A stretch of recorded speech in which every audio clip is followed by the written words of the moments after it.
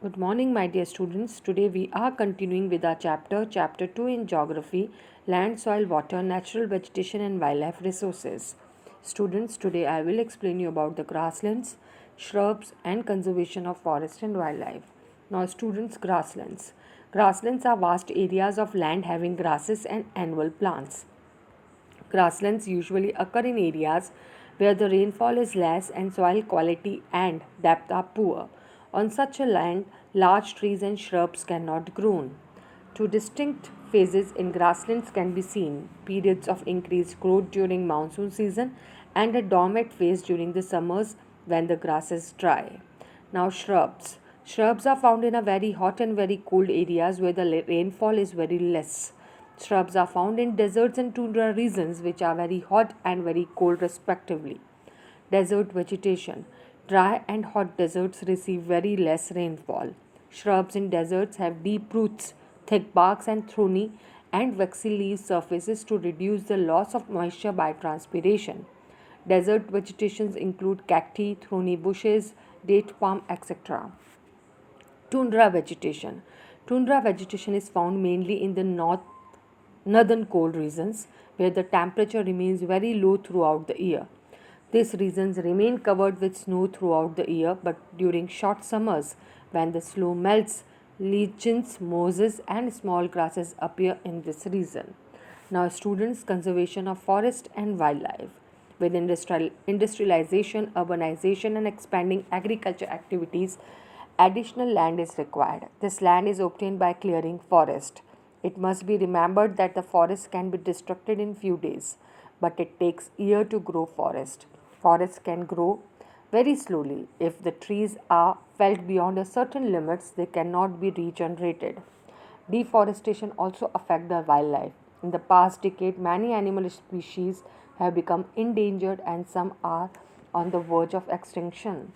For humans to survive, we must actively contribute to save these important natural resources.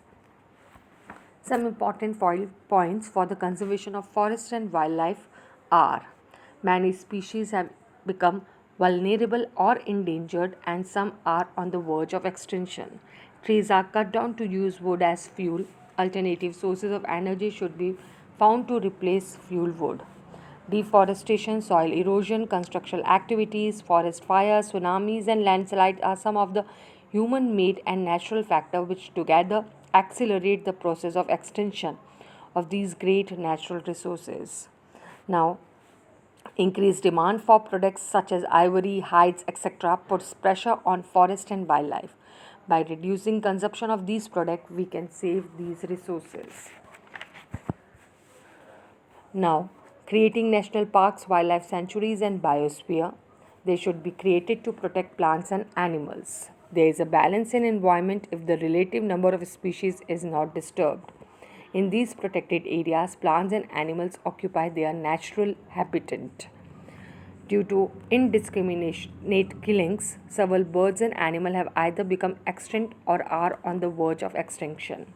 Now, awareness program like celebration of One Mahotsav, Wildlife Week, etc., should be encouraged.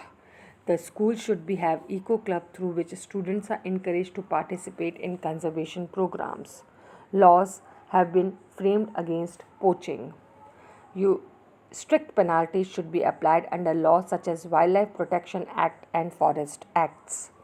Special programs like Project Tiger should be launched. Project Tiger was aimed at protecting Bengal tigers from extinction, combat poaching, and preserve their habitat.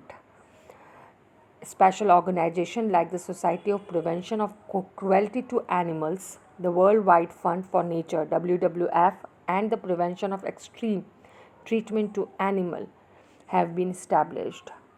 An international convention of international trades in endangered species have been established to ensure that plants and animals are not threatened due to international trades of specimens. It is a prime duty of every citizen to conserve plants and animals for survival of the present as well as future generation. Thank you, students.